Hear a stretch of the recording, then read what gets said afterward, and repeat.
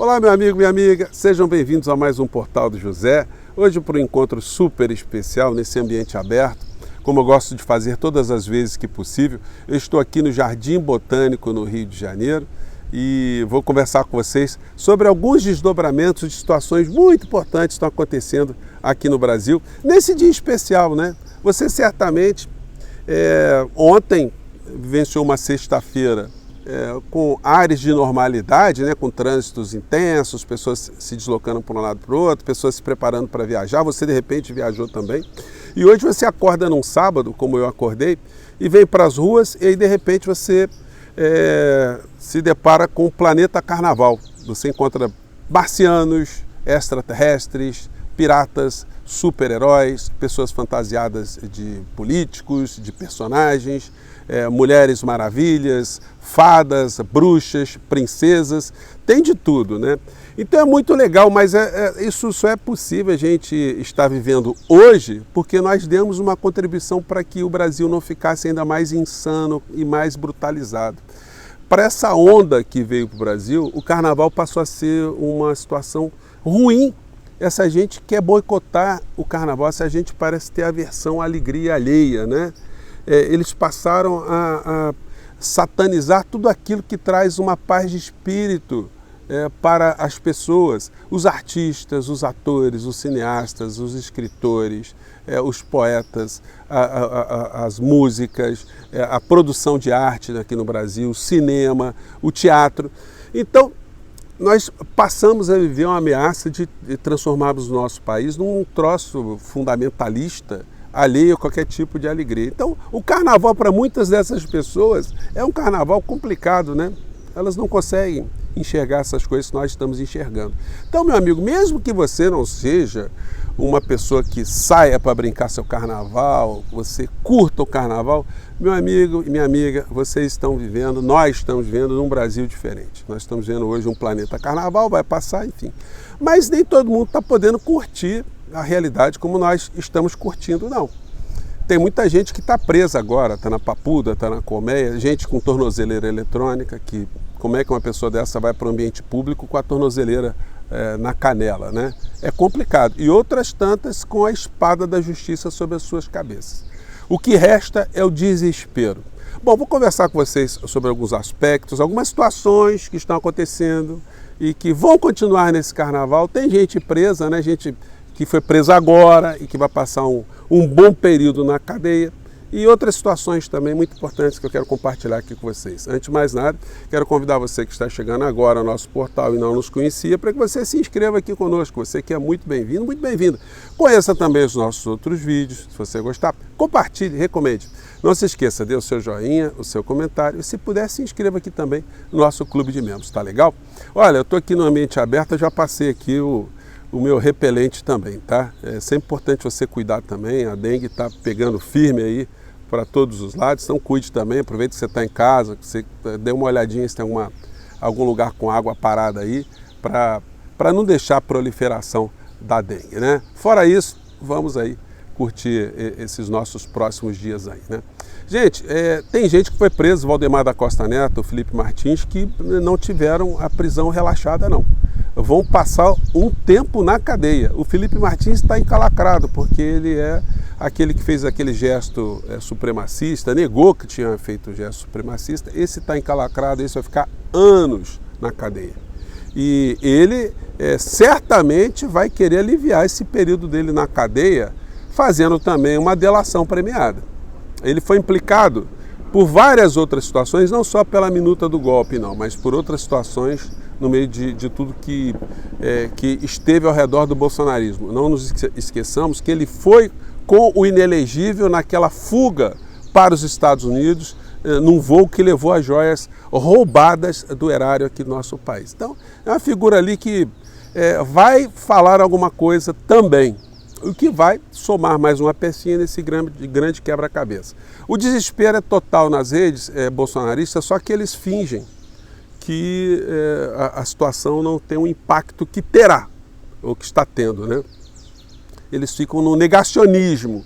Mas o negacionismo deles é absolutamente inútil, porque não adianta negar, olha, eu não fiz crime, não existiu crime, nunca se pensou em crime, porque os fatos que estão sendo colocados nos autos dos processos, dos inquéritos, são os que valerão e serão julgados no Supremo Tribunal Federal e determinarão o encarceramento de muitas criaturas.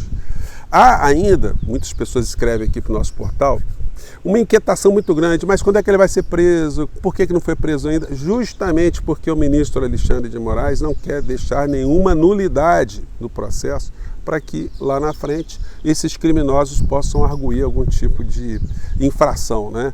São situações bem diferentes. As pessoas gostam às vezes de comparar o Moro com o ministro Alexandre de Moraes. São situações absolutamente diferentes. O Moro teve o grande apoio maciço, unânime da grande mídia. Ele não teve uma oposição de grupos políticos que estavam sendo atacados naquele momento, de personagens políticos. Então ele passou ali incólume, ele teve todo o poder judiciário, ele teve todas as instâncias, né, todas as entidades ali com ele, e quem não estava com ele pelo menos ficou refreado. Diferente do ministro Alexandre de Moraes, que tem contra si um grupo de insanos, de criminosos, ameaçadores, pessoas perigosas. O ex-presidente da República fez campanha contra a integridade do ministro Alexandre de Moraes. Ele tem ainda nas redes pessoas que têm um comportamento absolutamente criminoso, políticos que têm um comportamento criminoso, políticos de expressão, né, no mundo da direita. E ele está seguindo a linha, ele não se intimidou.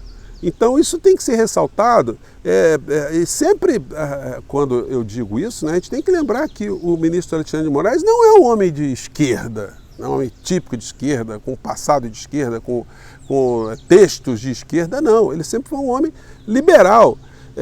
Inclusive no plano das decisões que ele tem no Supremo Tribunal Federal, ele está sempre defendendo ali ideias ou decisões que vão nessa linha do liberalismo, mas do ponto de vista da legalidade e do direito penal, ele está sendo implacável. A gente tem que fazer esse reconhecimento aqui. Então, a gente não tem que se acanhar de fazer essas homenagens críticas, né? E homenagens assim muito pertinentes a figura do ministro Alexandre de Moraes, né? Então são situações diferentes que são importantes a gente sublinhar. Voltando aqui ao que está acontecendo. Sobrou o que para essas pessoas? O discurso do Malafaia convocando o Bolsonaro para fazer mais manifestação. Gente, o Bolsonaro não vai fazer manifestação, o Bolsonaro é covarde. O Bolsonaro, ele é um fantoche, eu sempre disse isso para vocês aqui. E é essa percepção que o poder econômico tem aqui no Brasil, o poder midiático, os segmentos militares racionais, os banqueiros, a Faria Lima, os pastores religiosos, todos sabem que o Bolsonaro é uma pessoa intelectualmente extremamente limitada, mas ele foi útil. Ele foi preservado porque ele carregou com ele a área econômica que estava a favor de todos esses interesses. Então, ele foi preservado até no período da pandemia, como sempre alerto aqui a vocês, sempre digo. Na Argentina está acontecendo um fenômeno muito semelhante. Se colocou um insano no poder, que faz também o estressamento da sociedade, a sociedade fica esgarçada ali com as maluquices que ele faz e não percebe que o problema é sempre a transferência da riqueza, da base da sociedade para grupos econômicos que estão no topo e que nesse jogo lucram bastante, né? Então, voltando aqui ao que eles estão fazendo, eles estão tentando agora descredibilizar os textos, né, as falas dessa reunião que foi revelada agora pelos telejornais aqui no Brasil, até de uma forma bastante tímida, né? Vocês percebam que os telejornais nos últimos tempos, com o bolsonarismo, eles cortaram uma coisa chamada Fala Povo. Fala Povo é o seguinte, o jornal faz uma matéria sobre determinado assunto, aumenta transportes, os hospitais, saneamento básico, supermercado, e aí eles colocam o cidadão para falar. Nos aspectos políticos, nas questões relacionadas ao bolsonarismo, o Fala Povo acabou. Não teve Fala Povo criticando a figura do presidente da República na época da pandemia, atitudes do presidente. Eu desafio vocês, podem pesquisar. Vocês pegaram alguma matéria de alguma pessoa falando, algum enfermeiro na emergência, algum médico, algum profissional de saúde falando assim, o presidente tem que parar de mandar as pessoas se aglomerarem, ele tem que parar de fazer isso, que ele está entupindo aqui as nossas emergências, está morrendo gente, o senhor Jair Bolsonaro, pare com isso. Nós não vimos isso, as matérias sempre assépticas, como foi ontem a cobertura da reunião, né? Olha, ontem o presidente foi flagrado nessa situação, disse isso, disse aquilo, tarará, o que dizem as pessoas, bom, os envolvidos, né? Todos eles fizeram aquilo que eu disse para vocês, se omitiram, disseram que não tem nada a ver, que não se lembram, né? Que vão dizer mais à frente, quando conhecerem o inquérito, o processo, que é o comportamento típico dos covardes, a covardia bolsonarista. Tudo que eles estão fazendo hoje está no campo imaginário, né? Porque não adianta eles fazerem esses discursos para as bolhas, porque o que vale mesmo é aquilo que está escrito, aquilo que está no inquérito, no processo, nas investigações, e são essas informações que farão ali com que as decisões do Supremo Tribunal Federal sejam determinantes para mandar para a cadeia de uma forma irreversível esses criminosos todos. Então a gente tem que ter um pouquinho mais de paciência, aguardar o encaminhamento, as coisas estão sendo feitas de forma muito precisa, do ponto de vista jurídico, muito bem cuidadas, e quando tiver uma decisão, a gente vai ter dias melhores aqui no nosso país. Hoje tem uma coluna no estado de São Paulo, uma coluna aqui onde o colunista, que é filósofo, eu não conhecia, tá? É o Fabiano Lana, que tem o seguinte título: Como evitar o ressentimento dos bolsonaristas que acreditam na suposta farsa nas eleições. Gente, ele tem aqui uma visão um tanto quanto romântica, né? Mas vale a pena compartilhar com vocês aqui. Ele diz o seguinte: provadas as desobediências flagrantes às leis, as punições rigorosas serão necessárias. Mas, por incrível que pareça, esse é o passo mais fácil. Do ponto de vista do futuro da nação, para evitar ressentimentos, meu amigo, ressentimento já está rolando há muito tempo, tá? O desafio é tentar mostrar para milhões de brasileiros, sem tripudiar e com espírito de vingança, que suas opções políticas estavam equivocadas. E, se não há consequência, é buscarem outro outsider insensato para nos governar. Por muito pouco, os eleitores do talvez futuro presidiário, Bolsonaro, não são maioria do nosso país. Meu amigo, essa visão ela vale dentro do debate racional. Só que nós estamos hoje num país onde o envenenamento foi se dando por longos anos, né? Ele já começou antes até do Bolsonaro, com ativismo econômico, ativismo político, dos grandes veículos de comunicação que sempre provocaram uma alienação de uma parcela da sociedade brasileira. O bolsonarismo foi a cereja do bolo, foi uma ferramenta adicional para aprofundar essa alienação, estressando cada vez mais a sociedade. Esse foi o papel que ele cumpriu.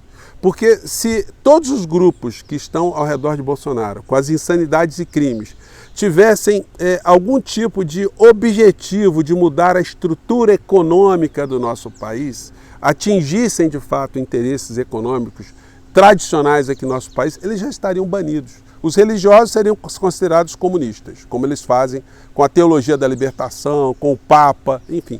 Mas eles são funcionais porque eles não questionam as questões coletivas. Os problemas estão sempre no campo espiritual, na situação individual. Você ore que você vai resolver seu problema. Ore que Deus vai te ajudar. Então, não se discute política pública, juros, economia, a dívida pública aqui no nosso país. Então, essas estruturas todas funcionam ao lado da radicalização nas redes sociais para alienar cada vez mais a sociedade brasileira.